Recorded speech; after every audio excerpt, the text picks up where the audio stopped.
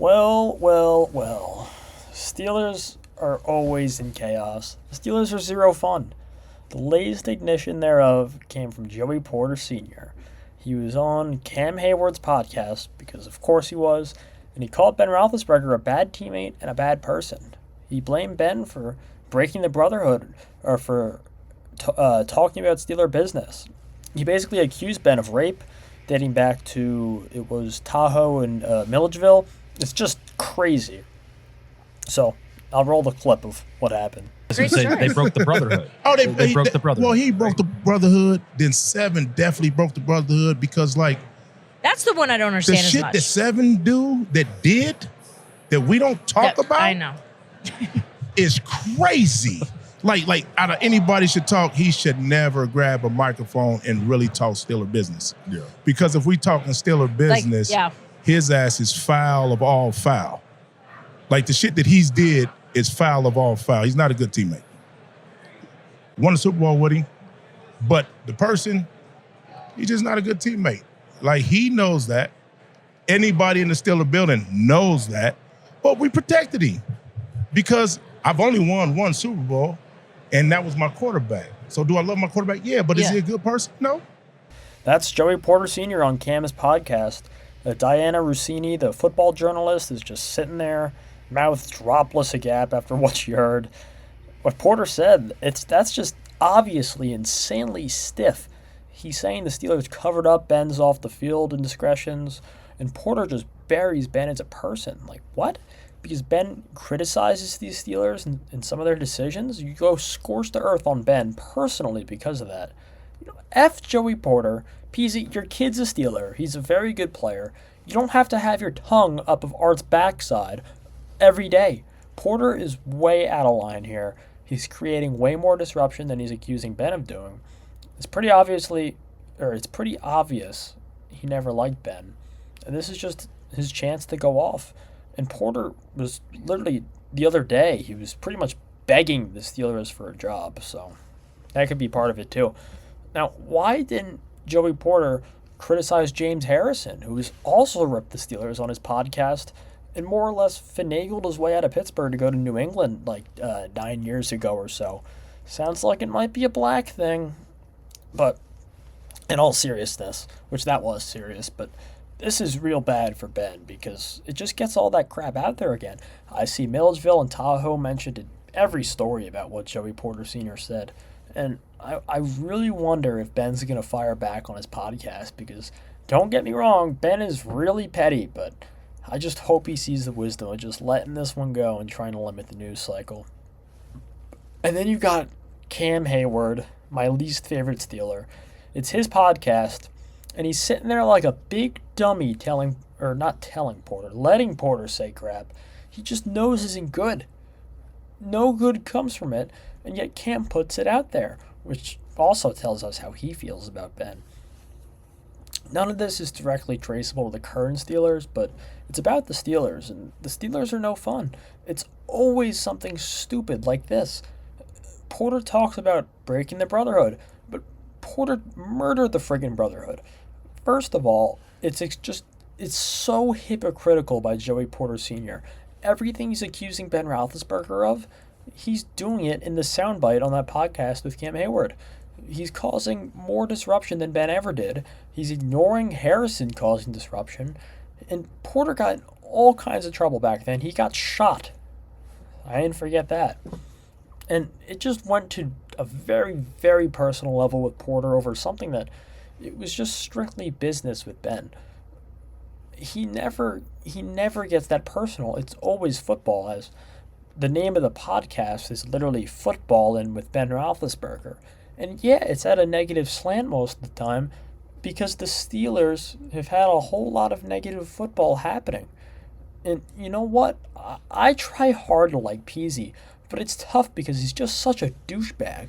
For a while he wasn't a douchebag, and now he's a douchebag again. A couple years back, I heard a story about him and Coach T when their kids were playing at North Catholic. He was going on the field to accost the refs after the game. Maybe Ben mentioned that on his podcast. It's just, who the frig does Joey Porter think he is? What he did against that playoff game against the Bengals, that was just inexcusable. Coaches can't go on the field and start grabbing, or not grabbing, getting in the face of Pac-Man Jones like he's suited up as well, like he's a linebacker in that game. And people call him the hero because Pac-Man got penalized and Pittsburgh won the game, but that he should have been penalized. That was his fault. He almost lost the Steelers a playoff game. And I'm sure Joey Porter Jr. is not happy about this. Like, how could he be? You want to talk about creating turbulence immediately with a new coaching staff? That's the thing. Joey Porter Sr. doesn't give a frig about anybody but himself. Clearly, it's so obvious. In this case, it's at the expense of his kid, very clearly.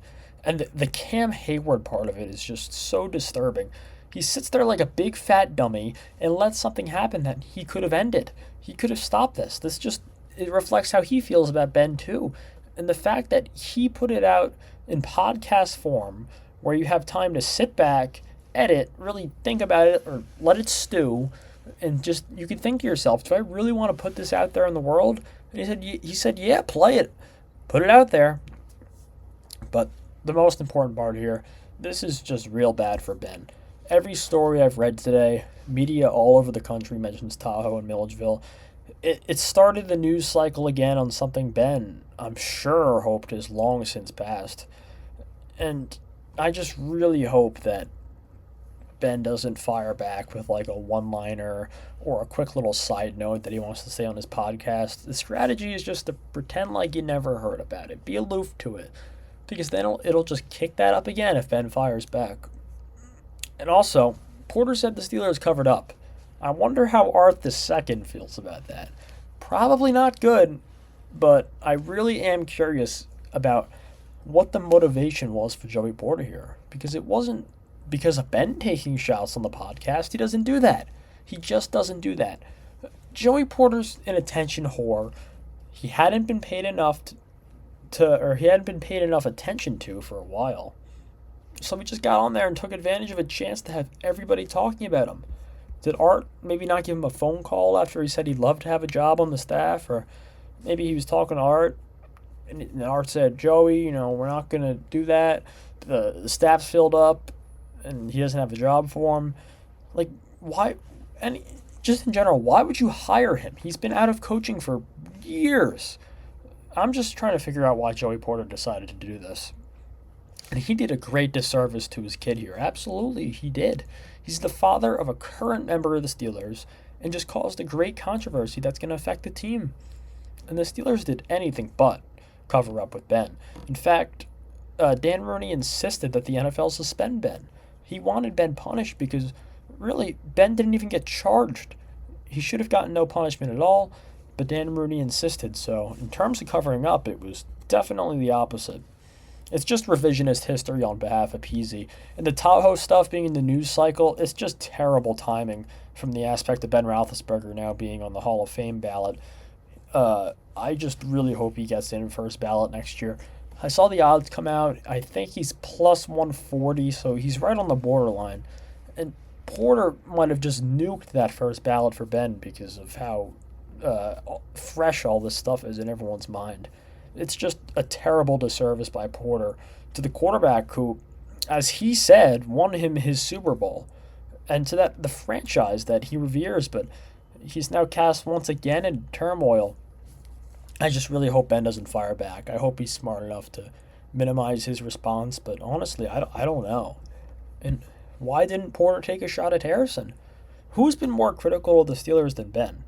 He has been. James Harrison. And I'll tell you why. He hasn't been critical of him because it's a black thing. He's scared to death of Harrison like they all are, like I am. It's both. Well, and also, I completely forgot about this. Harrison literally said that Mike Tomlin's not going to be in the Hall of Fame. Ben only talks about football. That's what his podcast is. He doesn't get personal at all. Sometimes he's a little passive-aggressive, but that's just how he is as a person. He's a very passive-aggressive person. But from Porter, this is just... Ben never went to the level that Porter just went. This was scorched earth stuff from him. And you know what this proves after the fact? It all comes back to this. Mike Tomlin never had control of these guys. they're still running amok. What Porter said is indicative of the Mike Tomlin era, which is so finally over. I'm so happy. But I just wish that the Aaron Rodgers era was also going to end right now, but it won't. All right, that's all I have.